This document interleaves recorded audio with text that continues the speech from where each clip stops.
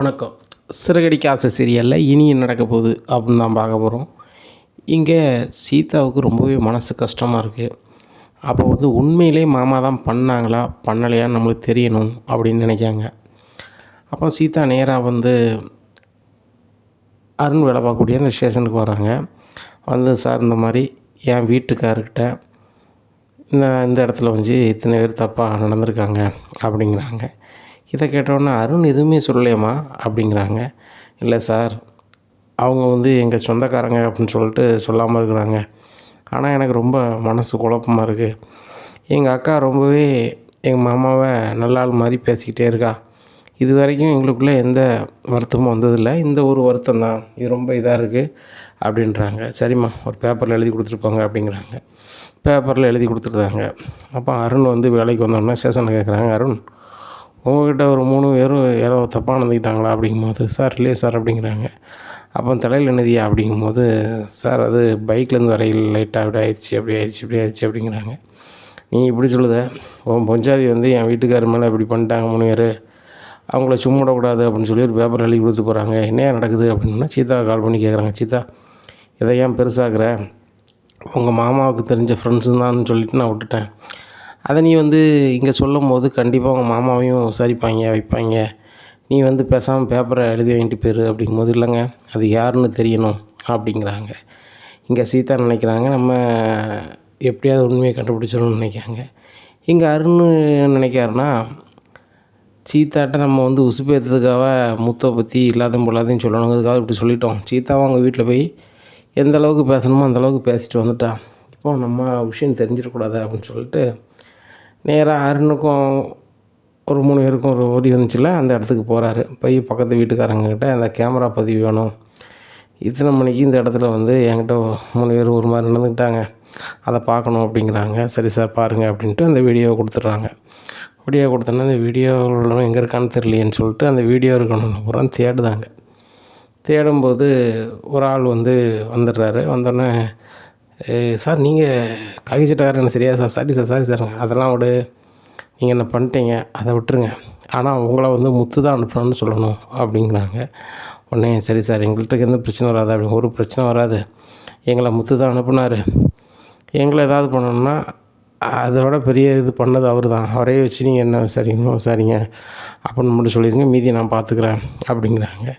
உடனே சரி அப்படிங்கிறாங்க. அருணோட திட்டம் என்னவாக இருக்குன்னா, முத்தை தான் அப்படின்னு சொல்லி காட்டினாங்கனாக்கா கண்டிப்பாக முத்து மேலே இந்த நடவடிக்கை எடுக்க வேண்டாம் அப்படின்னு சொல்லி தான் கண்டிப்பாக சீதா சொல்லுவாள். ஒன்றும் பிரச்சனை இல்லை, முத்தையும் எங்கள் மாமியார் வீட்டையும் தனித்தனி ஆக்கிடலாம் அப்படின்னு சொல்லி நினைக்காங்க. எப்படியா இருக்குது இந்த சூழ்நிலையில் ஸ்டேஷன்லேருந்து விசாரிக்க வராங்க. எப்பா இதில் கேமரா இருக்குன்ட்டு சொல்லுதாங்க, பதிவை கொடு அப்படிங்கும்போது, இல்லை சார் ஒரு சார் வாங்கிட்டு போட்டாங்க அப்படிங்கும்போது, யார் அப்படிங்கும்போது, சார் அவங்க வரும்போது கேமரா ஆஃபில் இருந்துச்சு, அவங்க பேர் தெரியல, காக்கிச்சட்டக்காரர் தான், அவர் வந்தார் வாங்கினார் வச்சாருங்க, என்னப்பா அப்படி சொல்கிற அப்படிங்கும்போது, சார் எங்கள் பக்கத்து வீட்லேயும் ஒரு கேமரா இருக்குது அப்படிங்கும்போது அருண். அப்போ அருண் கால் பண்ணி ஸ்டேஷன்லேருந்து பேசுகிறாங்க. என்ன நினச்சிட்ருக்க, உனக்கு ஒரு உன் வீட்டம்மா ஒரு பேப்பரில் எழுதி கொடுத்துருக்கு, அதை நாங்கள் விசாரிச்சுட்ருக்கோம், நீனே இறங்கி எல்லாம் பண்ணிகிட்ருக்க அப்படிங்கும்போது, சார் அதை நான் ஸ்டேஷனுக்கு தான் சார் கொண்டு வரேன் அப்படின்னு சொல்லி ஸ்டேஷன் கொண்டு கொடுத்துட்றாங்க. சார் ரைட்டு, இவங்கள நாங்கள் தேடுறோம் அப்படிங்கிறாங்க. அருண் முழிக்கிறாரு.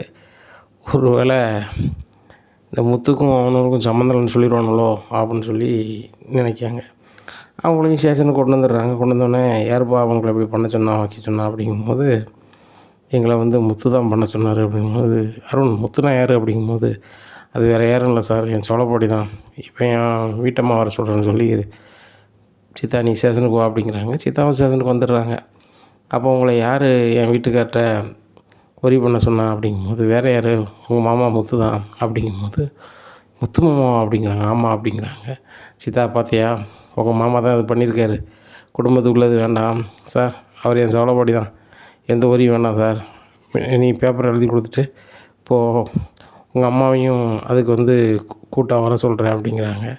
இதை கேட்டோன்னே சீதாவுக்கு சரியான கோவம் வந்துடுது. எங்கள் அக்கா அவ்வளோ பேசினா, என் மேலே எங்கள் அக்கா கை வச்சதே இல்லை, எங்கள் மாமாவை கை வச்சா, அவன் புருஷன் எங்கள் அக்கா புருஷன் எப்படின்னு எங்கள் அக்காவுக்கு தெரியணும், நான் வர சொல்கிறேன் அப்படின்னு சொல்லி மீனாவுக்கு கால் பண்ணி வர சொல்கிறது, எங்கள் அம்மாவுக்கு கால் பண்ணி வர சொல்கிறது சீதா. ஒரு சத்யாவுக்கும் வர சொல்லிடுறாங்க. 3 பேரும் வந்துடுறாங்க. வந்தோடனே, ஏன் சீதா இங்கே வர சொல்லியிருக்க அப்படிங்கும்போது, ஏக்கா ரொம்ப வீட்டுக்காருக்கு பவியமாக பேசினேன். என் வீட்டுக்காரர் அப்படி பண்ணியிருக்க மாட்டார், இப்படி பண்ணியிருக்க மாட்டார், அப்படியாக்கும் இப்படியாக்குன்னு. கடைசியில் உன் வீட்டுக்காரர் தான் பண்ணியிருக்காரு, முத்து மாமா தான் அப்படி செய்ய சொன்னாங்கன்னு சொல்லிட்டாப்புல. ஆனால் வந்து முத்து மாமா யார் என்ன வரன்னு தெரியும், இங்கே பண்ணாங்கன்னு தெரியுங்க தான் கூப்பிட்டேன். நான் ஒன்றும் முத்து மாமாவெலாம் உள்ளே அனுப்ப மாட்டேன் அப்படி இப்படிங்கிறாங்க. உடனே சீதா உங்கள் மாமா பண்ணியிருக்கவே மாட்டாங்க, நீங்கள் யார் எது சொன்னாலும் சரி தான் அப்படிங்கும்போது மீனா கேட்குறாங்க, உங்களை யார் செய்ய சொன்னா அப்படிங்கும்போது, வேறு யார், இந்த அருண் சாரோடைய சவளப்பாடி முத்து தான் அப்படிங்கிறாங்க. அருண் வந்து சொல்லிக் கொடுத்தது அப்படியே சொல்லிக்கிட்டே இருக்காங்க. அருணுக்கு பயங்கர சந்தோஷம். மீனா நீ விடுங்க நான் பார்த்துக்குறேன், சீதா இதெல்லாம் வேணாம் அப்படிங்கும்போது, இல்லைங்க இதை சும்மா விடக்கூடாது அப்படின்னுட்டுருக்காங்க. உடனே மீனாவுக்கு சரியான கோவம் வந்துடுது. இங்கே பாரு சீதா, என் வீட்டுக்கார் அப்படி பண்ணுறவர் கிடையாது. அவருக்கு கோவம் வந்துச்சுன்னா அவரே காட்டிப்பார் தான், அதில் ஒரு நியாயம் இருக்கும். நியாயம் இல்லாத எந்த விஷயத்தையும் அவர் பண்ணவே மாட்டார். நீனும் சீதாவும் அருணும் ஒன்றா இருக்கணும் அடிக்கடி சொல்லிகிட்டே இருப்பார். அப்படி இருக்கும்போது இப்படி பண்ணுவாரா அப்படிங்கும்போது, நீ தாங்க சொல்கிற, அவர் அப்படி நினைக்கவே மாட்டார். ஆஸ்பத்திரியில் வந்து என்கிட்ட சொன்னார், என் பொறுமைக்கு ஒரு அளவு உண்டு, அருண் ரொம்ப ஓவராக பண்ணிகிட்ருக்கான், அப்படி பண்ணிகிட்டு இருந்தோம்னா அருண் இருக்க மாட்டான் அந்த பூமியில், அப்படி இப்படி இந்த மாதிரி சொல்லிட்டு போனார் அப்படிங்கிறாங்க. அதான் சொன்னனே, அந்த செல்வனும் ஃப்ரெண்ட்ஸிட்டையும் வந்து ஒரு மாதிரி நடந்துக்கிட்டதுனால அவர் சொல்லியிருக்காரு அப்படிங்கும்போது, இல்லைக்கா அப்படிங்கும்போது முத்துக்கு கால் பண்ணிடுறாங்க. ஸ்டேஷனில் இருக்க வந்துருந்தார். சார் அப்படிங்கிறாங்க, உன்னை தான் தேடி வரணும்னு நினச்சி நீங்களே வந்துட்டேன், உள்ள உட்காரு அப்படிங்கிறாங்க. என்ன சார் என்ன விஷயம் அப்படிங்கிறாங்க. உடனே இருக்கிறவங்க எல்லாருமே வந்து இவர் தான் முத்துனே தெரியல. அப்போ எல்லாரையும் உள்ளே வச்சுருக்காங்க. அப்போ எல்லாரையும் மொத்தமாக கூப்பிடுதாங்க. இப்பா இது யார் பண்ணா அப்படிங்கும்போது, அவங்க ஒரு முறை தான் முத்தை பார்த்துருக்காங்க. அதனால் வந்து முத்துனுடைய முகம் பதியலை. அப்போ இவர் தான் சார் சொல்லி தந்தார் அருண், அவங்க சோழப்பாடி முத்து தான் அப்படிங்கிறாங்க. முத்து தான் கூட இருக்கார், இவரை பார்த்துருக்கீங்களா அப்படிங்கும்போது, சார் நாங்கள் சரியாக இவரை பார்க்கல அப்படின்னு எல்லாருமே சொல்லிடுறாங்க. இவன் தான் முத்து அப்படிங்கிறாங்க. இவர் தான் முத்தா அப்படின்னு சொல்லிட்டு, என்ன அருண் சார் நீங்கள் சொல்லியிருந்த மாதிரி நாங்கள் சொல்லிட்டோம், இப்போ வந்து சார் வந்து இப்படி பண்ணுறாங்க, எங்களை விட சொல்லுங்கள் அப்படிங்கிறாங்க. உடனே பார்த்தியா மீனா, இந்த அருண் வந்து மாறவே மாட்டான்னு சொன்னேன், நீங்கள் கேட்கல, சீதா பார்த்துக்கிட்டியா, உன் வீட்டுக்காரன் இனி ஏதோ ஒரு வகையில் ஒரி பண்ணணும், நான் வந்து உங்கள் வீட்டில் ஒரு ஆளாக தெரியக்கூடாது அப்படிங்கிறதுக்காக இந்த மாதிரி வேலையை பார்த்துட்ருக்காரு, இதான் நெசம், புரிஞ்சுக்கிட்டா சரிதான் அப்படின்னோடனே சீதாவுக்கு ஒன்றும் விடலை. சீதாவுக்கு சரியான கடுப்பு. சார் இந்த செயலுக்கு காரணமான என் வீட்டுக்காரையும் சும்மா விடாதீங்க அப்படிங்கும்போது, ஏம்மா இப்போ தான் நீ கல்யாணம் முடிச்சிருக்க, லவ் மேரேஜ் வேறு பண்ணியிருக்கீங்க, நல்ல மாதிரி இருங்க அப்படின்னு சொல்லி அனுப்பி விட்டுறாங்க. சீதாவுக்கு சரியான கோபம் அருண் மேலே. எங்கள் மாமா மேலே உள்ள கோபத்தில் எது வேணாலும் சொல்லுவீங்களா, எங்கள் அக்கா அவ்வளோ பாசமாக இருப்பாள் என் மேலே, எங்கள் அம்மா அவ்வளோ பாசமாக இருக்கும், எங்களுக்காக படிப்பெல்லாம் விட்டுட்டு எங்களுக்காக வேலை செஞ்சு எங்களையும் சத்யாவையும் படிக்க வச்சு நல்லா ஆளாக்கியிருக்காங்க, நல்லா நாங்கள் வேலை பார்க்குறோம், அதுக்கு எல்லாமே காரணம் எங்கள் அக்கா தான். அப்படி இருக்கும்போது எங்கள் அக்காவே எதிராக நிற்க வச்சிட்டிங்கள, நான் அவங்கள மறக்க மாட்டேன். நீங்கள் வந்து என்னை விரும்புகிறேன்னு சொல்லும் போது நான் உங்கள்கிட்ட சொன்ன விஷயம் ஒரே ஒரு சில விஷயந்தான், எங்கள் வீட்டில் எல்லாருக்கும் பிடிக்கணும் அப்படின்னு சொன்னது தான். பிடிக்கணுங்கிறது வந்து வெறும் வார்த்தை மட்டும் இல்லை, உள்ளுணர்வு. அந்த உள்ளுணர்வே நீங்கள் புரியாமல் அவரை எதிராக நினைக்கிறீங்க, அவரை எங்கள் வீட்டில் இருந்து தசை திருப்ப பார்க்குறீங்க.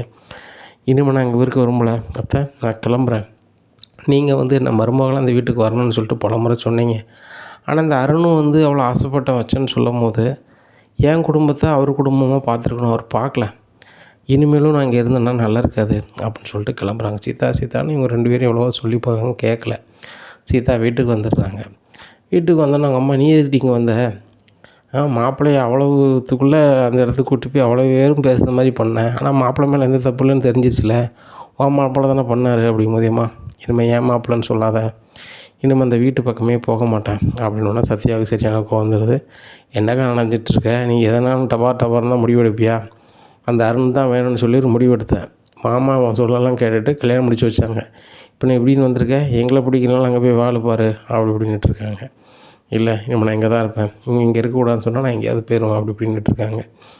நடந்ததை முத்துக்கு ஃபோன் பண்ணி மீனா அம்மா சொல்கிறாங்க, அத்தை இப்போதைக்கு சீதா அங்கே இருக்கட்டும், சீதாவுக்கு ஏதோ ஒரு வகையில் அவன் மேலே கடுமையான கோபம் இருக்குது, அதெல்லாம் கொஞ்சம் நாளில் மாறி இருந்தேன் அப்படிங்கிறாங்க. இப்படியா இருக்குது. காலையிலே வந்து மீனா பார்க்க வராங்க. மீனாட்ட பேசாமே இருக்கிறாங்க சீதா அங்கே பாரு, அன்றைக்கி நான் மேலே கை நீட்டினேன் அப்படின்னா உங்கள் மாமா மேலே இந்த தப்பு இருக்காது அப்படின்னு தெரிஞ்சு தான் நான் கோவத்தில் இது பண்ணணும், தவிர்த்து மற்றபடி உன் மேலே இது பண்ணலை, சாப்பிட்டுடி அப்படிங்கிறாங்க. வேண்டாம் அப்படிங்கிறாங்க. சாப்பிடு அப்படின்னு சொல்லி ஊட்டி விட்றாங்க. அக்கா என்ன மன்னிச்சிருக்கா, பண்ண தப்பு எல்லாமே அருண் மேலே தான். எனக்கு அவரை விட்டு கொடுக்க முடியாமல் நான் பேசிட்டேன். ஆனால் இவ்வளோ பண்ணுவார்னு நினைக்கலக்கா அப்படிங்கும்போது, சரி எங்களுக்கும் உங்களுக்கும் தான் ஆகலைன்னா கூட ஒன்றும் நல்லா தானே பார்த்துக்கிறாரு, நீ பேசாமல் அங்கே போ அப்படிங்கும்போது, எப்படிக்கா போக முடியும் அப்படிங்கும்போது, இங்கே பாரு எனக்கும் கல்யாணம் ஆயிடுச்சு. என் மாமியார் ஒவ்வொரு முறையும் என் வீட்டில் இருக்கக்கூடாது போகணுன்னு சொல்லுவாங்க. அதையும் மீறி நான் அந்த வீட்டில் தான் இருக்கேன். ஏன் வேறு எங்கேயும் வாடகை பார்த்து இருக்க தெரியாதா? அதுக்காக இல்லை. என் மாமனார், அந்த வீட்டில் இருக்க ரவி, சுருதி எல்லாருமே அவங்களுக்கு அவ்வளோ பிடிக்கும். என் வீட்டுக்காருக்கு அவங்க அப்பா இருக்க இடத்துல தான் இருக்கணும்பார். அப்படி இருக்கும்போது என் வீட்டுக்காருக்காக நான் எல்லாத்தையும் சகிச்சுக்கிட்டு நாங்கள் இருக்கேன். அது மாதிரி உனக்கு அருணை சில வருத்தங்கள் இருந்தாலும் கூட உன் மாமியார் ரொம்ப நல்லவங்க. இப்போ என் மாமியார் உன் மாமியாரும் ஒப்பிட்டு பார்த்தா உன் மாமியார் ரொம்ப நல்லவங்க. இதுதான் உள்ளது. நம்ம அம்மாவை என் மாமியார் ஒரு வாட்டி கூட மரியாதையாக பார்த்ததும் கிடையாது, பேசுனதும் கிடையாது. ஆனால் உன் மாமியார் அப்படி இல்லை, அவளை மறுவாதியாக நடத்துவாங்க. என்ன அருணுக்கு என் வீட்டுக்காரை பிடிக்கல, நாங்கள் ஒதுங்கி இருந்துட்டு போயிடுறோம், ஆனால் நீங்கள் நல்லா இருங்க அப்படின்னு சொல்லி அழுறாங்க அக்கா அப்படின்ட்டு முத்து வந்துடுறாரு. சீதா நேற்று உங்கள் அம்மா கால் பண்ணாங்க, என்னால் தாங்கிக்க முடியல. அந்த அருணுக்கு ஒரே ஒரு கோபம் என் மேலே தான். என்ன நான் தெரிஞ்சு ரெண்டு தப்பு பண்ணிவிட்டேன், அதுக்கு நான் மன்னிப்பு கேட்டுக்கிறேன் வா அப்படிங்கும்போது, மாமா நீங்கள் எந்த தப்புமே செய்யலை, நீங்கள் மன்னிப்பு கேட்க தேவையில்லை அப்படிங்கும்போது, இல்லைம்மா உன்னை கல்யாணம் முடிச்சு கொடுத்துருக்கோம், விட்டு கொடுத்து போதெல்லாம் ஒன்றும் கெட்டு போகிறது கிடையாது, நம்ம சொந்தக்காரங்க தான் அப்படின்னு சொல்லி சீதா கூப்பிட்டு அங்கே போகிறாங்க. உடனே அருண் சொல்கிறாரு, சீதா நீங்கள் இருந்து கோவப்பட்டு போனேன், அது நியாயமானது, நீ திரும்பி வந்திருந்தேன்னா நான் ஏற்றுப்பேன். ஆனால் அந்த முத்து சொல்லி தான் நீ வரணும்னு அவசியமே இல்லை. கல்யாணத்துக்கு முன்னக்கூட்டி நீ முத்துக்கு வேணால் சொந்தக்காரியாக இருக்கலாம், இப்போ நீ என் பொஞ்சாதி, எனக்காக தான் நீ எந்த முடிவும் எடுக்கணும் அப்படிங்கும்போது, அருணுங்க பாருங்கள் என் மேலே கோவம் இருந்தால் என் மேலே காட்டுங்க, சீதா மேலே காட்டாதீங்க அப்படிங்கும்போது, அதை நீ எனக்கு சொல்லாத, ஏன் பொஞ்சாதிட்டு எப்படி பேசுனீங்க, எது பேசுன்னு தெரியும், முதல்ல வீட்டு விட்டு வெளியே போ அப்படிங்கிறாங்க. உடனே மீனா சொல்கிறாங்க, என்ன அருண் இப்படி பேசுகிறீங்க அப்படி பண்ணி, நீங்கள் வாங்க போங்க, இந்த சாதாரண டிரைவர்லாம் வரக்கூடாது அப்படிங்கும்போது மீனாவும் கோவம் வந்துடுது. நானும் அந்த சாதாரண டிரைவரோட பொண்டாட்டி தான், சீதா நான் கிளம்புறேன்னு சொல்லிட்டு சீதா விட்டு கிளம்பிடுறாங்க. சீதாவுக்கு என்ன செய்யனே தெரியல. மாமாவும் நம்ம குடும்பத்தில் எல்லாருமே இங்கே இருக்கிறோங்கிறாங்க, ஆனால் நம்ம குடும்பத்தை சுத்தமாக இவர் மதிக்க மாட்டாரு அப்படின்னு சொல்லி வீட்டுக்குள்ளே வராங்க. வந்தோடனே அருண்கிட்ட சொல்கிறாங்க, இங்கே பாருங்கள் அருண், நீங்கள் என்ன கல்யாணம் முடிச்சிட்டிங்க, நீங்கள் தான் என் வாழ்க்கைன்ட்டு நான் வரலை. எங்கள் மாமியார் நான் தான் மருமகளாக வரேன்னு அடிக்கடி சொல்லுவாங்க, அவங்க சொல்லுக்கு மறுவாதி கொடுத்தா வந்திருக்கேன், அத்தை உங்களுக்காக தான் வந்திருக்கேன் அப்படின்னோடனே, சரி சீதா நான் அருணை எப்படியா சரி பண்ணி பார்க்குறேன் அப்படிங்கிறாங்க. இங்கே எப்படி இருக்குது, அங்கே மனோஜ் கடையை நடத்திட்டு இருக்காரு. அப்போது அந்த கிறிஸ் படிக்கக்கூடிய ஸ்கூல்லேருந்து வராங்க, 4-5 பேர் வராங்க. சார் அன்னைக்கு உங்கள் ஃபங்க்ஷனுக்கு நிறைய செலவு பண்ணோம் அப்படிங்கிற, அப்படியா அன்றைக்கி எனக்கு வர முடியல பார்த்துக்கோங்க அப்படிங்கிறாங்க. நீங்கள் அந்த படிக்க பையங்களுக்கு மத்தியில் பேசியிருந்தீங்கன்னா நல்லா வந்திருக்கும் அப்படிங்க. ஆமாம் இன்னொரு வாட்டி கூப்பிடுங்க நான் வரேன் அப்படிங்கும்போது, கண்டிப்பாக சார் அடுத்த ஃபங்க்ஷன் உங்களை தான் கூப்பிடுவோம், ஏற்கனவே ஃபங்க்ஷன் வச்சோம், நீங்கள் வருவீங்க, வந்தோடனே அவங்கள்ட்ட டொனேஷன் வாங்கிக்கலான்னு சொல்லிட்டு ஒரு 1 லட்ச ரூபாய்க்கு மேலே செலவு பண்ணி போர்டுலேருந்து எல்லாமே வச்சோம், நீங்கள் தான் சார் வரல, இப்போ அந்த 1 லட்ச ரூபா நீங்கள் கொடுத்துட்டிங்கன்னா அடுத்தாப்புல ஃபங்க்ஷனுக்கு உங்களை தான் கூப்பிடுவோம் அப்படின்னது. 1 லட்சம் தரணுமா அப்படிங்கிறாங்க. சார் 1 லட்ச ரூபா உங்களுக்கு அசால்ட்டு சார் அப்படின்னு பேசிகிட்டு இருக்கும்போது, அசோக் சார் இதில் 1 லட்ச ரூபா அந்த இன்ஸ்டால்மெண்ட்டில் கட்டின பணம் சார் அப்படிங்கிறாங்க. உடனே அப்படியே பார்க்குறாங்க, அப்படியா சரி சரி அப்படின்னு சொல்லிட்டு, நான் பிடிங்க அப்படின்றாங்க. அடுத்த ஃபங்க்ஷனுக்கு 1 லட்ச ரூபா வேணுமா அப்படிங்கிறாங்க. அது தந்தால் போதும் சார், நாங்கள் அதுக்கு ரெடி பண்ணிடுவோம் அப்படிங்கிறாங்க. சரி சரி ஃபங்க்ஷன் முடிவிட்டு நான் தரேன் அப்படின்னு சொல்லிட்டு நினைக்கிறேன். ஆஹா ஃபங்க்ஷன் பக்கமே போகக்கூடாது, போனால் 1 லட்சம் கேட்பாங்க அப்படின்னு சொல்லிட்டு அவங்கள அனுப்பி விட்றாங்க. இங்கே அசோக் கேட்குறாரு, என்ன சார் நீங்கள் 1 லட்ச ரூபா நீங்கள் சீட்டு பணத்துக்கு அப்படியே கொடுத்துட்டீங்க, ஏற்கனவே 3 லட்ச ரூபா காங்கலன்னு சொல்லிட்டு இருந்தீங்க, அதை சேர்த்து 4 லட்ச ரூபா ஆச்சு, இப்படியே பணம் போய்ட்டுருந்தா பொருள் வாங்கணும்னு வரவங்க பொருளை கேட்பாங்க, நீங்கள் கம்பெனிக்காரனுக்கு பணம் கொடுக்கணுமேன்னு சொல்லிட்டு பொருள் கொடுக்க முடியாமல் இருப்பீங்க, அது பெரிய உரியாயிரும் சார், எனக்கு தெரிஞ்சவங்களாம் சீட்டு கட்ட சொல்லியிருக்கேன், நாளைக்கு ஏன்ட்ட கேட்டால் நான் என்ன சார் பண்ணுறது அப்படிங்கும்போது, அதை பார்த்துக்கலாம்யா, அவங்க எல்லாமே நான் மொத்தமாக வருவாங்க அப்படிங்கிறாங்க. இங்கே அசோக் ரொம்ப யோசனையில் போயிட்டுருக்காரு. அசோக் சொன்ன மாதிரியே ஒரு 4-5 பேர் பணம் ஒன்றாவே கட்டிடுறாங்க. அவங்க சேர்ந்து பொருள் கேட்காங்க. இங்கே அசோக் மனோஜ் கால் பண்ணுறாரு, சார் நான் நேற்று தான் உங்கள்கிட்ட சொன்னேன், இந்த மாதிரி மொத்தமாக பொருள் கேட்ட எனர்ஜின்னு சொல்லிட்டு நீங்கள் தான் பார்த்துக்கலாம், நீங்கள் இப்போ எல்லோரும் மொத்தமாக வந்திருக்காங்க, ஒரு 5 பேர், 5 பேருக்கு பொருள் கொடுக்கணும் அப்படிங்கும்போது, 5 பேர் பொருள் என்னென்ன வேணும்னு கேட்டிருக்காங்க அப்படிங்கும்போது, சார் ஒரு 3 பேர் ஏசி வேணும்னு கொடுத்துருக்காங்க, ஒரு 2 பேர் பீரோ கட்டில் அப்படின்னு கொடுத்துருக்காங்க சார் அப்படின்னோடனே, அப்படியா சரி ரைட்டு கொடு அப்படின்றாங்க, கொடுத்து விட்டுறாங்க. இந்த நேரத்தில் கம்பெனிக்காரங்க வசூலுக்கு வராங்க. அப்போ அசோக் பணம் இல்லை சார் அப்படிங்கிறாங்க. பணம் இல்லையா, பொருளெல்லாம் விற்றுருக்கீங்களா, பணம் கொடுக்கணும்ல அப்படிங்கும்போது, இல்லை சார் இன்ஸ்டால்மெண்ட்டில் உள்ள பொருள் பணம் கட்டுறவங்களுக்கு வந்து பொருள் கொடுக்குறதா சொல்லியிருந்தோம். ஆனால் அந்த பணத்தை எங்கள் ஓனர் செலவு பண்ணிட்டாரு, இப்போ காசு இல்லை, அதனால் வந்து நாங்கள் அந்த பொருளை கொடுத்துட்டோம் அப்படிங்கும்போது, நீங்கள் சமாளிக்கிறது நாங்களாக கிடச்சோம். சார் ரைட்டு சொல்லிடுங்க, எங்கள் கம்பெனி பொருள் ஒன்றும் வராது, இன்னும் ஒரு 15 நாளில் கம்பெனி கொடுக்க வேண்டிய பணத்தை செட்டில் பண்ண சொல்லுங்கள். அப்படி செட்டில் பண்ணல அப்படின்னா அதுக்குள்ளே இதெல்லாம் என்னென்ன செய்ய முடியுமோ செய்வோம் அப்படின்ட்டு போயிடுறாங்க. இங்கே அசோக் சொல்கிறாங்க, சார் அந்த பீரோ கட்டில் ஏசி அவங்க வந்து உங்கள் டீலர்ஷிப்லேருந்து எடுத்துடுறாங்களாம், இனிமேல் உங்களுக்கு பொருள் தர மாட்டாங்க அப்படின்னு. என்ன சொல்கிறேன் அப்படின்னு சொல்லிட்டு நேராக கம்பெனிக்கு போகிறாங்க. கம்பெனியில் சொல்கிறாங்க, இங்கே பாருங்கள் மனோஜ், நீங்கள் பொருளெல்லாம் கொடுத்துட்டு கம்பெனி கட்ட வேண்டிய பணத்தை கட்டாமல் இருக்கீங்க, இது ரொம்ப ஏமாத்து வேலை, இது நீங்கள் தரலை, நீங்கள் பணத்தை வந்து 15 நாளில் கட்டலைன்னா அவ்வளோதான் அப்படிங்கிறாங்க. இங்கே என்ன செய்யனே தெரியல. மனோஜ் கையில் சுத்தமாக பணமும் இல்லை. கம்பெனிக்கு எவ்வளோ கட்டணும்னு சொல்லி கடையில் போய் கணக்கு பார்க்காரு. கிட்டத்தட்ட ஒரு 12 லட்ச ரூபா கட்ட வேண்டியிருக்கு. 12 லட்சம் கட்டினா தானே நம்ம இது பண்ண முடியும், நம்ம என்ன பண்ணுறது அப்படின்னு சொல்லி நினைக்காங்க. அப்போ தானே நினைக்காங்க, நம்ம வீட்டில் நகையை எடுக்க முடியாது, அப்பா ரூமுக்கு போக முடியாது. அப்போ நம்மளுக்கு இருக்க ஒரே வாய்ப்பு பார்வதி ஆண்டி வீட்டு தான். பார்வதி ஆண்டி வீட்டில் எப்படியாவது இந்த உள்ளே இருக்க நகையை எடுக்கணுமே அப்படின்னு நினைக்காங்க. அப்போ பார்வதி ஆண்டி வீட்டில் எப்படி எடுக்கிறது அப்படின்னு சொல்லி பிளான் பண்ணும்போது தான் ஒரு ஆள்கிட்ட அவருக்கு மனோஜுக்கு தெரிஞ்ச பழைய ஃப்ரெண்டு ஒரு ஆளை ஃபோன் பண்ணி கூப்பிட்டு இந்த மாதிரி எனக்கு ஒரு வேலை இருக்குது அப்படிங்கிறாங்க, எனக்கு ஒரு ஆள் வேணும் அப்படிங்கிறாங்க. என்ன விஷயம் அப்படிங்கும்போது, எனக்கு தெரிஞ்சவங்க வீட்டில் இப்படி நகை இருக்குது, அதை எடுக்கணும்னா நான் சொல்லுறது மாதிரி செய்யணும் அப்படிங்கிறாங்க. என்ன செய்யணும் அப்படின்னு சொன்னோன்னா, சரி அவங்கள வர சொல்லு அப்படிங்கிறாங்க. அவங்களுக்கு 50 ரூபா கொடுத்துருவியா அப்படிங்கிறாங்க. எவ்வளோ? வெறும் 50 ரூபா தான் கொடுத்துருவேன். வெறும் 50 ரூபா இல்லையா, 50,000 கொடுத்துருவியா அப்படிங்கும்போது, கொடுத்துட்றேன் அப்படிங்கிறாங்க. அப்போ ஆளை செட் பண்ணி பார்வதி வீட்டுக்கு அங்கே வந்து இவங்க அவங்க அம்மா யோகா சொல்லிக் கொடுக்காங்களா, அதை படிக்கிறது மாதிரி அங்கே அனுப்புதாங்க.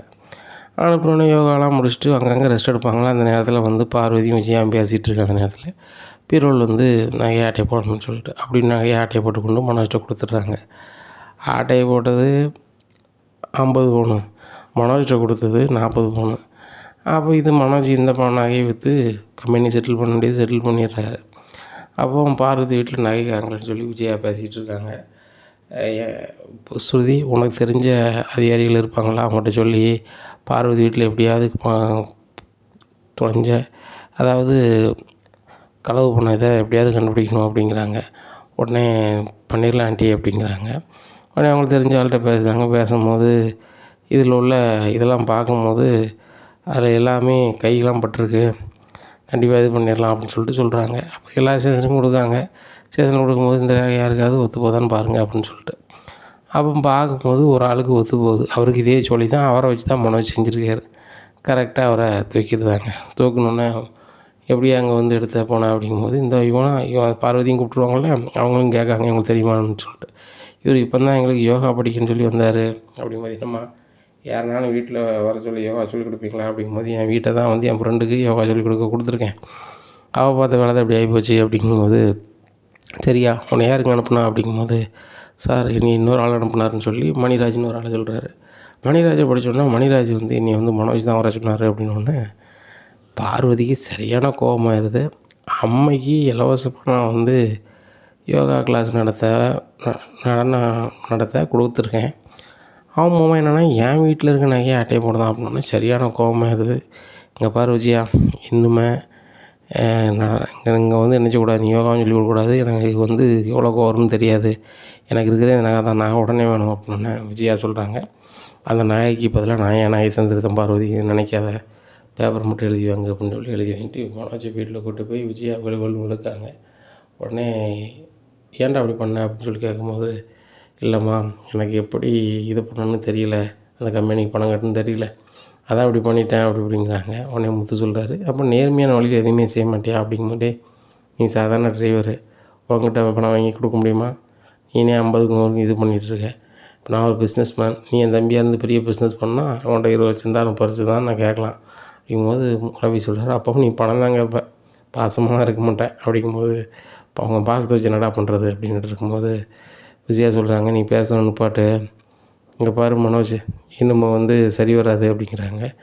என்னம்மா அப்படிங்கிறாங்க, கடையை என் பேரில் கொடு, கடையை உங்கள் அப்பாவே நடத்தட்டும், நீ லாபத்திலே கொண்டு வர மாட்டேன், இப்போ நானும் உனக்கு கொடுக்க வேண்டிய பணத்தை கொடுத்துருக்கோம்ல அப்படிங்கும்போது, என்ன மம்மி சொல்கிறீங்க, நான் 30 லட்ச ரூபா கொடுத்து கடையை வாங்கியிருக்கேன், அது போக 30 லட்ச ரூபா நான் சம்பாத்தியம் பண்ண பொருள் அதில் போட்டிருக்கேன், இப்போ வெறும் 12 லட்ச ரூபா கணக்குனா எத்தனை லட்ச ரூபா வரும்? நீங்கள் வந்து வெறும் 12 லட்ச ரூபாய்க்கு எழுதி கொடுக்க சொல்கிறீங்க அப்படிங்கும்போது, டேய் அம்மாட்டே கொடுக்க மாட்டியா திருப்பி அப்படின்னு சொல்லி முத்து கேட்குறாரு. நான் எங்கடா கொடுக்கணும் அப்படிங்கும்போது, அப்பாவுக்கு தர வேண்டிய பணத்தை யார்ரா தருவா? அது கூட சேரு எவ்வளோ ஆச்சு? பேசாமல் அம்மாவை கொடு, அப்பாவே நடத்தட்டும் அப்படிங்கிற அதெல்லாம் தர முடியாது, வைக்க முடியாது அப்படிங்கிறாங்க. அண்ணாமலை சொல்கிறாங்க, இனிமேல் நீ நடத்தணும்னு வச்சுக்கோ, அந்த டிவி கம்பெனி டீலர்லேருந்து எல்லாமே போயிடும். அதனால் பேசாமல் வந்து டீலரை வந்து மாற்றிடுவோம் மனோஜ் அப்படிங்கிற. இல்லைப்பா அப்படி இப்படிங்கிறாங்க. ரோகிணியும் சொல்லி பார்க்குறாங்க. அண்ணாமலைக்கு ஒரே பிடிவாதமாக கடையை வாங்கிடுறாங்க. வாங்கி அண்ணாமலையே கடையை நடத்த மாதிரி வந்துடுது. மனோஜுக்கு இங்கே வேலையே இல்லை. அப்போ அண்ணாமலை சொல்கிறாங்க, டேய் மனோஜ், நீ படித்த படிப்பு இங்கே வேலை பார்க்க முடியாத அளவு தான் நீ சொல்லிகிட்டு இருக்க, ஆனால் நீ வேறு இடத்துல வேலை தேடு அப்படிங்கிறாங்க. மனோஜுக்கு சரியான கிடப்பு. இந்த கடை நம்மகிட்ட போகிற காரணமே ரவியும் முத்து தான் அப்படின்னு சொல்லி நினைக்காங்க. அப்போ ரவி தனியாக ரெஸ்டாரண்ட் வைக்கணும் அப்படின்ட்டு அலையிறாங்க. அலையில் அங்கங்கே வந்து ரவி வைக்கக்கூடாத அளவுக்கு என்னென்ன வேலை செஞ்சு மனோஜ் வந்து அந்த மேனேஜர்கிட்ட பேசி, சார் கொடுக்காதீங்க, இவன் கட்டிக்க மாட்டான், இவனுக்கு யாரும் சப்போர்ட் பண்ண மாட்டாங்க அப்படி இப்படின்னு சொல்லி அந்த லோன் கிடைக்கூடாதம்மா பண்ணிகிட்டே இருக்காங்க. ஒவ்வொரு நாளும் வந்து ரவி வந்து ஒவ்வொன்றா சொல்லிக்கிட்டு இருக்காரு. ஸ்ருதி வந்து அவளுடைய உழைப்பில் என் அம்மா அப்பா கொடுத்தத வச்சு அவர் ரெஸ்டாரண்ட் ஆரம்பிச்சிட்டா, நல்லாவே போயிட்டுருக்கு. நானும் இப்போ ஒரு ரெஸ்டாரண்ட் வச்சா தான் நல்லாயிருக்கும். நான் ஒரு பக்கம் பணம் கிடைக்க மாட்டேங்குது, வைக்க மாட்டேங்குது அப்படிங்கும்போது அண்ணாமலை சொல்கிறாரு, நீ ஏன்டா அங்கங்கே அலையணும், நம்ம பர்னிச்சர் கடை மாடி சும்மா தான் இருக்குது, அதை பேசாமல் ஒரு 5 லட்ச ரூபா செலவு பண்ணி நீ அதில் வந்து ஒரு சின்ன கட்டடம் மாதிரி எழுப்பிட்டு அதில் பேசாமல் சின்னதாக ஆரம்பிச்சிட வேண்டியதானே அப்படிங்கும்போது, எப்பா அது சரியாக வருமா அப்படிங்கிற. ரொம்ப சரியாக வரும்டா, ஆரம்பிச்சு வந்த கட்டடம். இப்போ உனக்கும் முத்துக்கும் ஏதாவது பண்ணணும் அப்படின்னு நினைக்கும் போது என்கிட்ட ஒன்றும் இல்லை. அந்த கடையை நடத்தி கொஞ்ச நாளைக்கு கடனை மட்டும்தான் அடைக்க வேண்டியது மாதிரி வரும், உங்களுக்கு எதுவும் பண்ண முடியாது, அதனால் நீ இப்போதைக்கு இப்படி பண்ணு அப்படிங்கும்போது முத்து சொல்கிறாரு, மீனாவும் நானும் மாடியில் ரூம் கட்டுறதுக்கு ஒரு 4 லட்ச ரூபாட்ட சேர்த்து வச்சுருக்கேன்டா, அதை தாரேன் அப்படிங்கும்போது, இல்லை முத்து அப்படிங்கும்போது மீனாவும் சொல்லிடுறாங்க, ஆமாம் ரவி, நீங்கள் நம்ம தம்பி மாதிரி, ஒன்றுமே பிரச்சனை கிடையாது, நீங்கள் நல்ல மாதிரி முன்னேறி வாங்க அப்படின்னு சொல்லி அந்த பணத்தை, உண்டியில் உள்ள பணத்தை எடுத்து கொடுத்துட்றாங்க. ரவி ரொம்பவே நன்றி தெரிவிக்கார். ஆனால் மீனாவுக்கு தெரிஞ்ச ஒரு மேஸ்திரி வர சொல்லி அதுக்குள்ளே வேலையை ஆரம்பித்து அவர் ரெஸ்டாரண்ட் ஓப்பன் பண்ணிடுறாரு. அப்போ தான் மனோஜ் வந்து ரோஹின்ட்டு கேட்கலாம், ரோஹினி நம்மள்கிட்ட கடையும் போயிடுச்சு, எனக்கு வேலை எதுவும் இல்லை, உனக்கும் இப்போ பார்லர் வேலைக்கு எதுவும் இல்லை, இப்போ என்ன பண்ண போகிற அப்படிங்கும்போது மனோஜ், எனக்கு என்னச்சுன்னே தெரில, எனக்கு ஒரே ஒரு வழி இருக்குது, நான் கிராமத்துக்கு போயிட்டு வரேன்னு சொல்லிட்டு கிராமத்தில் உள்ள வீடை விற்கிறதுக்கு அவங்க அம்மாட்ட சொல்கிறாங்க. ஏம்மா, எனக்கும் என் வீட்டுக்காருக்கு எதுவுமே இல்லை, என்னை பற்றி விஷயத்த முத்துட்டி மீனாட்டன்னு சொல்லு, அவங்க உனக்கு உதவி பண்ணுவாங்கன்னு சொன்னேன், ஆனால் அவங்க தான் எனக்கு அவ்வளோத்துக்கும் ஆப்பு என்ன சொல்லிக்கிட்டே இருக்காங்க. இப்போ எனக்கு ஒன்றும் பண்ண முடியல, இப்போ என் கையில் ₹1 இல்லை, என் மனோஜ் வந்து வேலை இல்லாமல் வீட்டிலே இருக்கார், பார்க்க சங்கடமாக இருக்குது அப்படிங்கும்போது, சரி அதுக்கு என்ன பண்ணணும் அப்படிங்கும்போது, அந்த வீட்டை விற்று கொடுமா, எப்படியோ ஒரு 20 லட்ச ரூபாய்க்கு போகும், அதை வச்சு நான் சின்னதாக ஒரு பார்லர் வைக்கமா, மனோஜுக்கும் சின்னதாக ஒரு ஆஃபீஸ் போட்டு அவர் ஏதாவது ஒரு பிஸ்னஸ் பண்ண முடியுமான்னு பார்க்குறோம் அப்படிங்கும்போது, ஓ உன்னையும் மனோஜ் மட்டுமே நினைக்கிறேன், கிறிஷ்னு ஒருத்தன் இருக்கான், அதை நீ மறந்துட்ட போலண்ணே அப்படிங்கிறாங்க. ஏம்மா அது இல்லை இது இல்லைங்கிறாங்க. பாரு, இந்த வீடு கிறிஷுக்காக தான் இருக்குது, என்ன அவனுக்கு இருக்க ஒரே சொத்து இது தான், இதெல்லாம் தர முடியாது, நீ கிளம்பு அப்படிங்கிறாங்க. நேராக அவங்க சித்தி வீட்டுக்கு போகிறாங்க. சித்தி வீட்டில் போய் எங்கள் அம்மா இந்த வீடை விற்று தர சொல்லுங்கள் சித்தி அப்படிங்கிறாங்க. அதானே ரோஹினி அப்படிங்கும்போது, என்ன சித்தி நீ ரோஹினி கூப்பிடுதீங்க, இப்படி தானே பேரை வச்சுக்கிட்டே ஏமாற்றிட்டாலே இதை, உன் பேர் கல்யாணின்னு கூட திரும்பி கூட பார்க்க மாட்டேங்க, உனக்கு ஒரு கதையாகணும் சித்தி வீட்டுக்கு தேடி இருந்திருக்க, உங்கள் அம்மாவை அந்த நிலமையில் விட்டுருக்க, உன் பையனை நீ பார்க்கவே மாட்டாங்க, சித்திகிட்ட எதுவும் கதையாகணும்னா வந்திருக்க, இங்கே பாரு இருக்குது ஒரே வீடு, எங்கள் அக்கா தரமாட்டா, நானும் உனக்கு எதுவும் பண்ணுற மாதிரி இல்லை, நீ போய்ட்டு வா அப்படிங்கிறாங்க. இங்கே ரோஹினி நேராக வித்யா வீட்டுக்கு போகிறாங்க. வித்யா சொல்கிறாங்க, அன்றைக்கி அவ்வளோ பேசிட்டு போனேன், என் ஃப்ரெண்டு வந்து மகேஷ் இருக்கா, அவள் பார்த்துப்பா வச்சுப்பான்னு, இப்போ எங்கே இதுக்கு வந்தேன் அப்படிங்கும்போது, புரிஞ்சுக்கடி, எனக்கு கொஞ்சம் பணம் கொடுடி, நீனும் முருகனும் சொந்தமாக வீடு வாங்கணும், பணம் கையில் வச்சுருக்கீங்கன்னு நல்லாவே தெரியும், அந்த முத்து மீனா வந்து நீ வீடு வாங்க விடாமல் ஆக்கினாங்களே அப்படின்னு. அவங்க வாங்க விடாமல் ஆக்கலை, நாங்கள் ஏமாந்துடக்கூடாதுன்னு அவங்க வந்தாங்க, அவங்க எங்களுக்கு நல்லது தான் செஞ்சுருக்காங்க அப்படிங்கிறாங்க. சரி அது இருக்கட்டும், அந்த பணம் அவங்கள்ட்ட தானே இருக்கும், முருகனை வர சொல்லு, அந்த பணத்தை எனக்கு ஒரு இன்ட்ரெஸ்ட் போட்டு தாங்க, நானும் மனோஜ் திருப்பி தந்துடுறோம் அப்படிங்கிறாங்க. இன்ட்ரெஸ்ட்டுக்கு நீ வாங்கின விட்டே இது வரைக்கும் திருப்பி கொடுக்க மாட்டேன், சிட்டிகிட்ட இருந்து யார்கிட்டையுமே நீ கொடுக்கல, என்ன உனக்கு சிட்டி உள்ளே போயிட்டான், இப்போதைக்கு கொடுக்க வேண்டாம்னு சொல்லி நீ ஜாலியாக இருக்க, என்ன அந்த மாதிரிலாம் லாய்க்கக்கூடாது, நாங்கள் வந்து கண்டிப்பாக வேறு ஒரு இடம் வாங்க போகிறோம் அப்படிங்கிறாங்க. ஏய் அதெல்லாம் இப்போதைக்கு வேண்டாண்டி, எனக்கு கொஞ்சம் பணம் கொடுறீ அப்படிங்கும்போது, இல்லை அதுக்கு வாய்ப்பே இல்லை அப்படிங்கிறாங்க இந்த வித்யா. இப்போ தான் ரோகிணி ஒரு பிளான் போடுறாங்க. சரி ரைட்டு, இனிமே வந்து வித்யாட்ட நம்ம பணம் கேட்டிருந்தா சரி வராது, வேறு மாதிரி தான் அதை டீல் பண்ணணும் அப்படின்னு சொல்லிட்டு சிட்டியோட வேண்டிய ஆள்கிட்டலாம் பேசுகிறாங்க. அப்போ சிட்டி உள்ளே இருக்கிறாப்புல இப்போ இருக்கையில் வந்து இந்த மாதிரி நாங்கள் பண்ண முடியாது அப்படிங்கும்போது, கண்டிப்பாக பண்ணுங்கள். அதில் நான் உங்களுக்கு வந்து ஒரு நாளில் ஒரு பகுதியை தந்துடுறேன். அவங்ககிட்ட ஒரு 40 லட்ச ரூபாட்ட இருக்குது, நீங்கள் ஒரு 10 லட்ச ரூபா எடுத்துக்கிடுங்க அப்படிங்கும்போது, சிட்டி வெளியே வரதுக்குள்ளே நம்ம இதை பணத்தை ஆட்டையை போட்டுடலாமே அப்படின்னு சொல்லிட்டு, சரிங்க பண்ணிடலாம், நீங்கள் சொல்கிற மாதிரி பண்ணிடலாம் அப்படின்னு சொல்லிட்டு, சிட்டிக்கு வேண்டிய ஆட்கள் வீட்டை கூட்டி கொண்டு காமிக்காங்க. இது எங்கள் வீடு தான், அப்படி இப்படி தான்னு சொல்லிட்டு பேசுகிறாங்க. சரி ரைட்டு அப்படின்னு சொல்லிட்டு ஒரு இடத்துக்கு கூட்டி போய் அவங்களுக்கு எழுதி கொடுக்குற மாதிரி ரெடி பண்ணுதாங்க. அப்போ அட்வான்ஸ் வேணும் அப்படிங்கிறாங்க. அப்போ முருகன் சொல்கிறாங்க, முடிக்கும்போது தந்துடுறேன் அப்படிங்கும்போது, இல்லைங்க எங்களுக்கு அர்ஜெண்ட்டாக தேவைப்படுது, பாதி பணம் வேணும் அப்படின்னு சொல்லி ஒரு 20 லட்ச ரூபாயை வாங்கியிருந்தாங்க. வாங்கி ரோகிணிட்டு கொண்டு கொடுக்காங்க. அதில் அவங்க நாளில் ஒரு பகுதியை 5 லட்ச ரூபாயை கையில் கொடுக்காங்க. 15 லட்ச ரூபாய் வச்சுக்கிறாங்க. வச்சுட்டு நீங்கள் வந்து கொஞ்சம் நாளைக்கு ஊரில் இருக்காதுங்க, வெளியூர் பார்த்து போயிருங்க அப்படிங்கிறாங்க. எங்கள் ரோகிணி வந்து, எனக்கு ஒரு ஃப்ரெண்டு வந்து பணம் தரணும், திருப்பி தந்துட்டாங்க அப்படிங்கும்போது, ரோகிணி உண்மையை தான் சொல்கிறேன் அப்படிங்கிறாங்க. ஆமாம் அப்படிங்கும்போது, அதை கொண்டா ரோகிணி, நான் சின்னதாக பிஸ்னஸ் ஏதாவது பண்ணுறேன் அப்படிங்கும்போது, மனசு சொல்லுதுன்னு தப்பாக நினச்சிக்காதீங்க. எனக்கு பார்லர் வேலை நல்லாவே தெரியும், நான் சொந்தமாக பார்லருக்கு வச்சுருந்தேன். ஆனால் தவிர்க்க முடியாத சூழ்நிலையில் உங்கள் அம்மா சொன்னாங்களே அப்படின்னு சொல்லிட்டு தான் நான் வந்து என்ன செஞ்சிட்டேன், கடையை வைக்க வேண்டியதாக போச்சு அப்படிங்க. அம்மாவுக்கு சொன்னாங்களா அப்படிங்க. இல்லை உங்கள் அம்மா வந்து உடனே பணம் கேட்டாங்க, நான் என்ன பண்ணுவேன், அதனால தான் நான் வச்ச பார்லர் விற்றுட்டு அவங்ககிட்டே வேலை பார்த்தேன், அது தெரிஞ்சு போச்சு. இப்போ நான் சொந்தமாக பார்லர் வைக்க போகிறேன் அப்படின்னு சொல்லிட்டு விற்ற பார்லரை போய் கேட்காங்க. அந்த பார்லர் சுத்தமாக ஓடலை, ரோகிணி நின்றதுலேருந்து ஓடலை. ரோகிணி கையிலே கொடுத்துட்றாங்க. மறுபடியும் அந்த கடையை ஓப்பன் பண்ணுறாங்க. நல்லாவே வருமானம் வருது. அப்போ உண்மையிலே தான் கடை வச்சிட்டோம் அப்படிங்கிற விஷயத்த வீட்டில் சொல்கிறாங்க. ஆனால் வீட்டில் யாருமே நம்பலை. ஏன்னு கேட்டால், இதையுமே போய் சொல்லிக்கிட்டு இருப்பா அப்படின்னு சொல்லிட்டு பெருசாக திறப்புல எதுவும் வைக்கல. அதே பழைய பேரில் ஓடிட்டுருக்குது. இவங்க விஜயா மேலே சரியான கடுப்பில் இருக்கிறனால இப்போ போடையும் மாற்றலை. மனோஜுக்குமே அப்படி தான், அம்மா நம்மளுக்கு இப்போ எந்த சப்போர்ட்டும் பண்ண மாட்டேங்காங்களே அப்படின்னு நினச்சிட்ருக்காங்க. இங்கே முத்துக்கு வந்து ரொம்ப கவலையாக இருக்குது. சீதா வந்து மாப்பிள்ளை கூட பேசாமல் வைக்காமல் ஒரே வீட்டில் இருக்கா, எப்படியாவது அவங்கள சரி பண்ணணுமே அப்படின்னு சொல்லி நினைக்காங்க. அப்போது அருணுடைய சொந்தக்காரங்களை சந்தித்து பேசி அவங்களெலாம் வீட்டுக்கு கூப்பிட்டு வராங்க. அவங்களோட முத்து வரதை பார்த்துட்டு, இவங்க நம்ம வீட்டுக்கு வரவே மாட்டாங்க, வந்திருக்காங்க அப்படின்னு சொல்லி, செதுப்பு வாங்க வாங்க அப்படின்னு சொல்லி வீட்டுக்குள்ளே கூப்பிட்றாங்க. ஏப்பா, ரொம்ப நாளாக அவங்க குடும்பத்துக்கும் நம்மளுக்கும் சம்மந்தம் இல்லாமல் இருந்துட்டோம். ஆனால் அந்த தம்பி வந்தாப்புல வந்துட்டு சொந்த பந்தம்லாம் தள்ளி இருக்கீங்க, அதனால் அவங்க ரொம்ப ஃபீல் பண்ணுறாங்கன்னாங்க. அதுபோக இந்த தம்பி நீங்கள் தப்பாக நினைக்கிங்க, தம்பியோட அணுகுமுறை நல்லா இருக்குது, அதனால் தம்பிகிட்ட வழக்கம் போல் பேசு தம்பி அப்படிங்கிறாங்க. இங்கே பாருங்கள், நீங்கள் எங்கள் வீட்டுக்கு வந்தது சந்தோஷம்தான், ஆனால் அந்த முத்து வந்து உங்களை கூப்பிட்டு வந்தான் அப்படிங்கிறத நான் ஏற்றுக்கொள்ள முடியாது.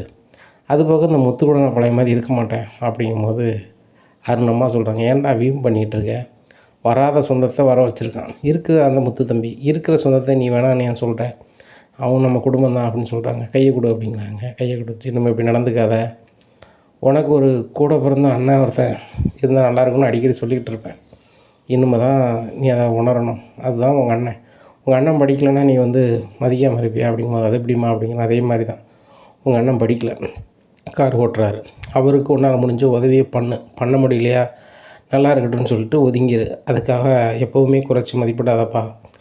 அந்த மீனாவும் முத்துவும் சீதாவும் அவ்வளோ பாசம் வச்சுருக்குறாங்க, நம்ம மேலேயும் பாசம் வச்சுருக்குறாங்க, அதை புரிஞ்சுக்கோ. நானும் அந்த முத்து தம்பியை பற்றி கோயிலில் போகிற இடத்துல வர இடத்துலலாம் விசாரித்தேன். வரும்போது ஒரு காரில் வந்து வீட்டில் இறங்கினேன், அந்த பையன் முத்து தம்பியை பற்றி அவ்வளோ சொன்னான். பெரிய பெரிய ஆட்களும் பழக்கம் இருக்குது, யார்கிட்டையும் 5 பைசாவுக்கு எதிர்பார்க்க மாட்டான், யாருக்கும் அவன் செய்யணும்னு நினைப்பான், மற்றபடி கோபம் சொல்லுன்னு வரும், ஆனால் அதில் ஒரு நியாயம் இருக்குமா அப்படின்னு எல்லாருமே சொல்கிறாங்களே, அதனால் நீ வந்து புரிஞ்சுக்கோ அப்படிங்கிறாங்க. உடனே அருண், சரிம்மா பார்த்துக்கலாம் அப்படிங்கிறாங்க. சரி, முத்து ஓரளவு நம்ம சரி பண்ணிட்டோம் அப்படின்னு சொல்லி வந்துடுறாரு. இங்கே மீனாவோட அம்மா எல்லாருக்குமே தெரிய வருது. சரி, மாப்பிள்ளை வந்து ஏதோ ஒரு வகையில் அருண்கிட்ட சரி பண்ணுறதுக்கு இது பண்ணுறாரு அப்படின்னு சொல்லி நினைக்காங்க. சீதாவும் நடந்ததை சொல்லிடுறாங்க. இப்படியா இருக்குது. இங்கே வந்து ரோகிணி வந்து வித்யாவை ஒரு ஆளை வச்சு செட் பண்ணி ஏமாத்தினா வந்து பணத்தை வாங்கியிருக்காங்க. வித்யா வந்து அந்த பத்திரம் முடிக்கணும்னு சொல்லி அவங்கள தொடர்பு கொள்கிறாங்க, தொடர்பே கொள்ள முடியல. அப்போ நம்ம ஏமாந்துட்டு உங்களுக்கு அப்படின்னு சொல்லி சேதனில் போய் ஒரு பேப்பரில் எழுதி கொடுக்காங்க. அவங்க எந்த நம்பர்லேருந்து கால் பண்ணாங்க, ஏது பண்ணாங்க, எப்படி வந்தாங்க அப்படின்னு சொல்லி எல்லாத்தையுமே கேட்டு தகவல் எழுதி வச்சுக்கிறாங்க. அப்போ அவங்க யாருன்னு விசாரிக்கையில் சிட்டி கூட இருக்க ஆளுன்னு தெரிஞ்சு போகுது. தெரிஞ்சிடும், அவ்வளோ பேரையும் ஸ்டேஷன் கூப்பிட்டு வந்துடுறாங்க. கூப்பிட்டு வந்தோன்னா அவங்கள யார் இதை சொன்னா அப்படிங்கும்போது, வேறு யார், இவங்க ஃப்ரெண்ட் ரோகிணி தான் அப்படின்னு சொல்லி ரோகிணியை கையை காமிச்சிருந்தாங்க. காமிச்ச உடனே ரோகிணி நேராக கூப்பிட்டு வந்து ஸ்டேஷன் விட்டுருக்காங்க. அவங்க வித்தியா கேட்குறாங்க, ஒவ்வொருத்தங்களே ஆட்டையை போட்டுக்கிட்டே இருந்தேன், கடைசியில் என்னையே போட ஆரம்பிச்சிட்டியா, ஓ நான் பணம் கேட்டு தரல, இந்த மாதிரி பண்ணிட்டேனே அப்படிங்கும்போது, வித்தியா இந்த பேப்பரை திருப்பி வாங்கிடி, நான் உன் காசில் பார்லர் வச்சுட்டேன்டி, அதுவும் ரூ. 20 15 தாண்டி வாங்கினேன், ரூ. 5 அங்கே இருக்குது அப்படிங்கும்போது, நீலாம் தயவுசெய்து என் ஃப்ரெண்டுன்னு பேசாத, எனக்கு என் முருகன் பணம் வேணும் அப்படிங்கிறாங்க. இல்லை எனக்கு தர முடியாது அப்படிங்கும்போது, சரி ரைட்டு அந்த பார்லர் எழுதி கொடு அப்படிங்கிறாங்க.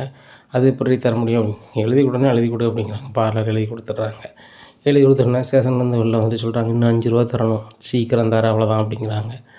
உடனே வித்தியாட்ட சொல்கிறாங்க, முருகன் வேண்டாம் வித்தியா விட்டுறலாம் அப்படிங்கிறாங்க. இல்லை இல்லை என்கிட்ட பணம் வந்து கேட்டால் அந்த ரோகிணி ஆளை வச்சு நம்மக்கிட்ட வந்து வீடு வைக்கிற மாதிரி நம்மளை இப்படிலாம் பண்ணி வாங்கியிருக்கா, அதை விடவே கூடாதுங்க அப்படிங்கிறாங்க.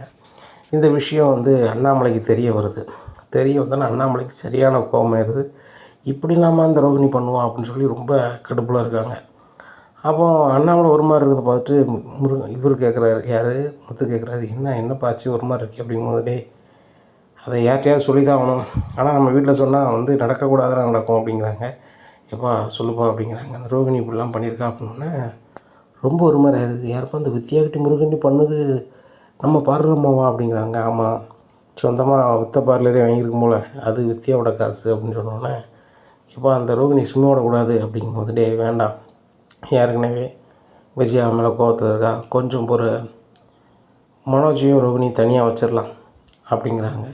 உடனே எப்பா அம்மா அதுக்கு சம்மதிப்பாங்களா அப்படிங்கிறாங்க. சம்மதித்தாலும் சம்மதிக்காட்டிலும் அவங்கள தனியாக வச்சா தான் அவங்களுக்கு வந்து நன்மை துன்பம் தெரியும், அதனால் அவங்க தனியாக இருக்கட்டும், ஒன்றும் பிரச்சனை இல்லை, நான் பார்த்துக்கிறேன் அப்படிங்கிறாங்க. சரிப்பா அப்படிங்கிறாங்க.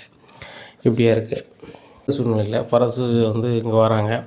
வந்துட்டு அண்ணாமலை, என் மகா கல்யாணத்துக்கு எல்லாருமே நின்று செஞ்சீங்க, இப்போ மாதமாக இருக்கா, அதனால் அவங்க சொந்த ஊருக்கு போகணுன்னு நினைக்காங்க, ஒரு 2 மாதத்துக்கு அங்கே போய் இருக்குன்னு நினைக்காங்க, நீங்கள் குடும்பத்தோடு வரணும் அப்படிங்கும்போது விஜயா சொல்கிறாங்க, ஆமாம் நீங்கள் ஒவ்வொரு விசேஷத்துக்கும் கூப்பிடுவீங்க, நாங்கள் குடும்பத்தோடலேயே வந்துக்கிட்டு இருக்க முடியுமா, எனக்கு அங்கே யோகா பள்ளி இருக்குது, அது இருக்குது இது இருக்குங்கிறாங்க. அண்ணாமலை சொல்கிறாங்க, விஜயா உனக்கு போக விருப்பம் இல்லைனா கூட அது நாசுக்காக சொல்லணும், டைரெக்டாக சொல்ல வேண்டியது அவசியம் இல்லை, அது போக நீ வரலன்னா வீட்டில் எல்லாருமே போக தான் செய்வோம் அப்படின்னு எல்லோரும் போய் கிராமத்துக்கு போகணும் வைக்கணும்னு சொல்லுதாங்க. இங்கே ரோகிணி அலறுதாங்க, அந்த கிராமத்துக்கு வரமாட்டேங்காங்க. ஏன்னா ரோகிணியோட அம்மா ஊர் தான் பரசு மகளை கல்யாணம் கட்டியிருக்க அவங்களுடைய ஊராக இருக்குது. இது தெரிஞ்ச ரோகிணி நம்ம அங்கே போனால் மாட்டிப்போமே, கண்டிப்பாக வந்து நம்மளுக்கு வந்து எதிராகிருமா அப்படின்னு நினைக்காங்க. முத்து மீனாவும் நினைக்காங்க, அந்த ஊர் தானே கிறிஷோட பாட்டி அப்படின்னு சொல்லிட்டு, சரி நம்மளும் போவோம் அப்படின்னு சொல்லிட்டு சொல்லிடுறாங்க. இவங்க எல்லாருமே அந்த ஊருக்கு போகிறாங்க. போகும்போது லட்சுமி அம்மாவை பற்றி விசாரிக்கணும் அப்படின்னு சொல்லி முத்து மீனா நினச்சி ஒவ்வொரு இடத்துலையா விசாரிக்காங்க. விசாரிக்கும் போது அவங்க பற்றிய விஷயத்த வந்து முத்துக்கு தெரிய வருது, ஆனால் அந்த ரோகிணி தானே தெரிய வரல. இப்படியா இருக்குது. இந்த சூழ்நிலையில் அண்ணாமலை குடும்பத்தில் எல்லாருமே இருந்துட்டு மெட்ராஸ் போயிருந்தாங்க. பரசு குடும்பத்தில் மட்டும் அங்கே தங்குதாங்க அந்த ஊரில். தங்கும்போது சொந்தக்காரங்க வீட்டுக்கு போகணும் அப்படின்னு சொல்லி ஒவ்வொரு சொந்தக்காரங்க வீட்டுக்காக அவங்க போகிறாங்க. ரொம்ப நாளாக நம்ம மெட்ராஸில் இருக்கோம், சொந்தக்காரங்க வீட்டுக்கு போகணும்னு சொல்லிட்டு போகிறாங்க. அங்கே ரோகிணியோட அம்மா வீட்டுக்கும் போகிறாங்க. அங்கே ரோகிணி அம்மா மட்டும் ரொம்ப மன வருத்தத்தோடு இருக்காங்க. அப்போ இன்றைக்கி தெரியுதாம்மா நான் என்னாரு அப்படிங்கிறேன். அப்படியா அப்படி இப்படின்னு பேசுகிறாங்க. உங்கள் மகன் எங்கே இருக்காங்க அப்படிங்கிறாங்க. அங்கே இருக்காங்க இங்கே இருக்காங்கும்போது, சின்ன முன்னாடி பார்த்தது அப்படின்னு சொல்லி பரசோட மருமகனோட அம்மா பேசுகிறாங்க. ஓ அண்ணா இருக்கால்லண்ணே அப்படின்னு சொல்லி ஃபோட்டோவை எடுத்துக்கொண்டு அண்ணாமலோட ஃப்ரெண்டு பரஸ்ட்டை காமிக்காங்க. இதை பார்த்துட்டு ஒன்றும் ஓடலை, இதுதான் உங்கள் மகளா அப்படிங்கிறாங்க. இங்கே ரோகிணியோட அம்மா முழிக்காங்க, ஆஹா கல்யாணி எங்கேயோ பார்த்துருப்பாங்க போலையே அப்படின்னு சொல்லிட்டு முழிக்காங்க. இது அண்ணாமலோட ஃப்ரெண்டு தான்னு இந்த அம்மாவுக்கு தெரியாது. உடனே அதை ஒரு செல்ஃபோனில் ஃபோட்டோ எடுத்துகிட்டு நேராக அண்ணாமலை ஊருக்கு போயிட்டீங்களா அப்படிங்கிறாங்க. வீட்டுக்கு வந்துட்டோம் அப்படிங்கிறாங்க. நான் வந்து உங்கள்கிட்ட தனியாக பேசணும், நான் உடனே ஊருக்கு வரேன் அப்படின்னு சொல்லி ஒரு காரை பிடிச்சிட்டு நேராக வந்துடுறாங்க. அண்ணாமலை கேட்குறாங்க, இவ்வளோ அவசரமாக ஏன் பரசு வரணும், என்ன விஷயம் எது விஷயம் அப்படிங்கும்போது அண்ணாமலை சொல்லுதுன்னு தப்பாக நினைக்காத, நான் வந்து என் மகளை வந்து மருமகன் சொந்த ஊருக்கு விட்டுட்டு உங்கள் சொந்த பந்தத்தோடு விட்டுட்டு வரணும்னு தான் நினச்சேன். வரும்போது இப்படி ஒரு சங்கதியோடு வரும்னு நான் நினச்சி கூட பார்க்கல அப்படிங்கிறாங்க. என்ன பரசு, எனக்கு காலும் புரியல கையும் புரியல, உள்ளதை சொல்லு அப்படிங்கும்போது, ரோகிணிக்கு அம்மா இருக்குது அப்படிங்கிறாங்க. என்னது ரோகிணிக்கு அம்மா இருக்கா அப்படிங்கிறாங்க.